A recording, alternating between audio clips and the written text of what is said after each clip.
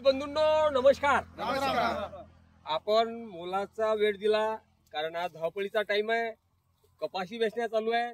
तर अशाही परिस्थितीत घोसरवासी आणि आपले अहिल्याबाद इथले शेतकरी बंधू इथं उपस्थित झाले आहे। महाकाल हा वाण आपण प्रत्यक्ष पीक पाणी मध्ये पाहून राहिलो। तर शेतकरी बंधूंनो आपण हे काही वेळ दिला त्याबद्दल प्रथम मी कंपनीतर्फे आभार व्यक्त करतो। Excellent seeds private limited Gujarat. बरं, आपण आज जी परिस्थिती आहे, आता अनिल भाऊने काय मशागत केली प्रथम त्याला आपण थोडक्यात विचारू। अनिल भाऊ, हे म्हणजे ज्यांनी शेत हे केलेलं आहे, थोडक्यात शेत केलेलं आहे, अनिल भाऊ काय फवारण्या केलाय, काय खत दिलं? 1-2-3 खत दिलेले आहेत, 3 फवारण्या केलेल्या आहेत, 6-7 वाई झालेली आहे, पण मागच्या वर्षीपेक्षा खूप चांगली आहे। तर माझा एक दुसरा मी काम तो बिझनेस दुसरा आहे माझा, पण एक साइड बिझनेस म्हणून शेती करतो, पण चांगला रिझल्ट आहे। चला, कॉन्ट्रॅक्टरशिप आहे, इलेक्ट्रिक आणि बाकीचं तुम्ही हे पहा। एवढं करून अनिल भाऊ ठोक्याची शेती करतात आणि हे ठोक्याचं 15-20 वर्ष झाले हे पूर्ण शेत असंच, म्हणजे काही याला थोडक्यात आपण काय म्हणतो कस नाही बा। हा, कारण त्यांनी सांगितलं की मागच्या वर्षी जे पीक होतं त्याच्यापेक्षा एकदम उत्तम आहे। कारण वारं शहरा सव्वाशेर आहे महाकाल, आणि महाकाल कसा शहरा सव्वाशेर आहे हे आता आपण पहिले साहेबराव भाऊ गोपनार आहे यांना विचारू। गोपनार भाऊ, मागच्या वर्षी पासून लावून राहिले, काय काय म्हणणं आहे तुमचं? मागच्या वर्षी मी भिजबे ते वाण टाकलेलं होतं, बरं, त्यामुळे मी 1.25 एकरच टाकलं। बरं, त्या 1.25 एकरामध्ये 23 क्विंटल कापूस झाला। क्या बात आहे। बरं बरं, मशागत कमी करून 2 फवारणी केली, 2 खत टाकले, 23 क्विंटल 23 क्विंटल झाला। 1.25 एकरा। 1.25 एकर। बरं, या वर्षी परिस्थिती या काय? वर्षी 2 एकर टाकली, पण मागच्या वर्षीपेक्षा जास्त क्वालिटीचं पीक आहे मला। क्या बात आहे, म्हणजे 22-23 होईल। 22-23 होईल या वर्षी। तर पाहू शकता तुम्ही या वर्षी। चला शेतकरी बंधूंनो, महाकाल कसा महाकाल आहे, नावासारखा आहे, हे सिद्ध होऊन राहिलं। चला, आता अनिल भाऊने एकच पॅकेट लावलं, बाकी काय कोणती लावली आहे? मी हे लावले संकेत। बरं, एक पॅकेट काय म्हणते, किती बोंड आहे? एवढं आहे की 70 बोंडे पकेले आहेत आमचे। 70 बोंड म्हणजे चला 18-20 ॲव्हरेज, 35 बोंड म्हणजे 10 नाही, हे म्हणजे डांग आहे आमच्या पराठी।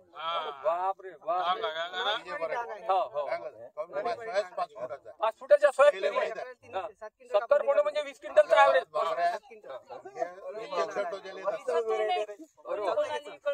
अरे वा, हा, आता हे सारशे भाऊ आले। चला, सारशे भाऊ आले, सारशे भाऊ या, सारशे भाऊ तुम्ही मागच्या वर्षी पेरली, किती उत्तर राहिला होता महाकालचा? जसं काल गेल्या वर्षी मी सावली खराब होतं, भेट मी 1 एकर लावली, पण मला उत्पन्न जास्ती झालं। किती आलं? गेल्या वर्षी 17 ते 18 क्विंटल आलं मला एकरी। बरं, यंदा जास्ती लावली, 2 एकर लावली। यंदा सध्या मला एकरा 7.5 क्विंटल कापूस निघाला। सध्या वेचन चालू आहे। सध्या आपण पराठी पाहू शकता, जवळपास 60-65 गोंडी पक्की आहे, त्यातून 35 ते 40 फुटले आहेत। बरोबर, काय या वर्षी काय वाटतं? विशेष म्हणजे मशागत कमी आहे, 4 स्प्रे काढली मी, 3च खत दिले, 3 खत आणि 4 फवारण्या। या वर्षी उत्पन्न काय वाटतं? मागच्या वर्षी 1.5 उत्पन्न होते मुले, म्हणजे 20 क्विंटल 22 क्विंटल होईल। हो, अंदाज आहे। तुम्ही पराठी पाहू शकता कोणी बी।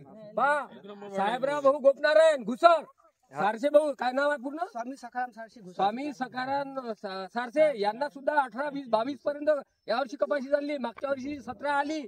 आता याच्यानंतर आपले सुनील भाऊ पागरूत हेही तर फवारणीच करत नाही, महागाल लावले। काय सुनील भाऊ काय म्हणणं आहे? यावेळेस जेव्हा केंद्र आहे ना, त्यांनी तुमची तारीफ केली। बरं, मग माझ्या गावचे हे पंकज भाऊ खडसे, हेच नाव सांगितलं। याच्यानंतर मी यांना फोन केला, हे म्हणून लावतो माझं बी आहे, कारण ते प्रत्येक हे गावातले एकदम सज्जन माणसं आहे, म्हणजे कोणी भूत दाखवायला त्याने 10 वेळ विचार करा। बरोबर, अगदी कधीच बोलत नाही। खर्च आणि त्याचा ऍव्हरेज त्यांनी चांगला सांगितला, म्हणून आता या वर्षी मी टाकली ते टाकली तर माझी पराठी चांगली आहे, पण मी एकही फवारा मारलेला नाही। बरं, ठीक, म्हणजे याचा कसा उत्पादन खर्च जर शेतकऱ्याचा कमी असेल बरोबर, तर तो फायद्यात राहील। राईट। अजून महत्वाचं एक गोष्ट मी आता याच्या पहिलेच बोललो तुम्हाला, एवढे कंपनी आमचं गाव तुम्हाला धंदा देते, प्रॉफिट मध्ये तुमची कंपनी आणते, तर आमच्या गावचे जे लोक आहेत जे तुमच्या क्वालिफिकेशन मध्ये बसतील, त्यातले 5 जण आमच्या गावातले तुमच्या कंपनीत गेले पाहिजेत। कमीत कमी तुम्ही तेवढा बोवणी करून टाकता आमच्या गावाचा विषय केलाय। आपण लावूया महाकाल, काय किती बोंड आहेत? 50-60 बोंड आहे म्हणजे निश्चितच 12-15 पर्यंत उतारा येते.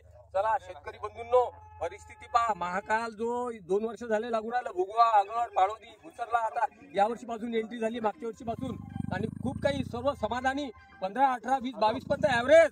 आणि अशा परिस्थितीत आज परिस्थिती पहा. आपण आता या शेताचं अवलोकन करू. पंकज भाऊ खडसे आले, त्यांची बरं त्यांचे 2 मिनिटं त्यांनी लावली आहे वाण, इतर वाण लावले आहे, त्यांचं मनोगत घेऊ. 2 शब्दात सांगा. मी पंकज खडसे. बाहेर मी यावर्षी 2 एकर कपाशी लावलेली आहे महाकाल. आणि महाकाल. हा. आता त्या पराठीची पोझिशन पाहिल्या असं वाटते की मी कमीत कमी 20 एकर कपाशी लावायला पाहिजे होती. पा त्याचा शब्द म्हणजे 2 एकराची 20 वर गेले म्हणजे मी किती पुढच्या चांगली वर्षी- असेल. पुढच्या वर्षी कमीत कमी 20 ते 25 एकर मी कपाशी लावतो. किती वाण आहेत सर्व? सर्व माझ्याजवळ 5-6 व्हरायटी आहेत. त्याच्यात सर्वात टॉपवर महाकाल आहे. त्यात माझी 75 एकर कपाशी आहे. 75 एकर कपाशी पैकी हे महाकाल एकदम चांगले. चला बाकी आता त्याला ऍव्हरेज काय आहे सर्व लोक समजून गेले. साधारण साहेबराव भाऊ सारख्यांना 18, 20, 22 पिकून राहिली. चला शेतकरी बंधूंनो, इथं परिस्थिती काय पाहून राहिलो आपण.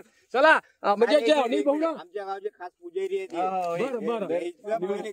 बरं काय चला तुम्ही काय नाव पूर्ण? निवृत्ती भाऊ. काय आता तुम्ही हे जे इथलं अनिल भाऊ ते साधारण मशागत अगदी कोरगू लोकांच्या भरोशा, काय वाटतं तुम्हाला किती उत्पन्न येईल? पोझिशन चांगले, उत्पन्न बऱ्यापैकी चांगलं होणार. किती येईल? 7चा उता त्यांना 6-7चा आता वेचा येते, परत 6-7 येईल का नाही? बिलकुल 6 म्हणजे 12-14 क्विंटल. आणि अशा साधारण तयार होऊ राहिला. हा आणि 20 वर्ष झाले ठोक्याचं शेत आहे.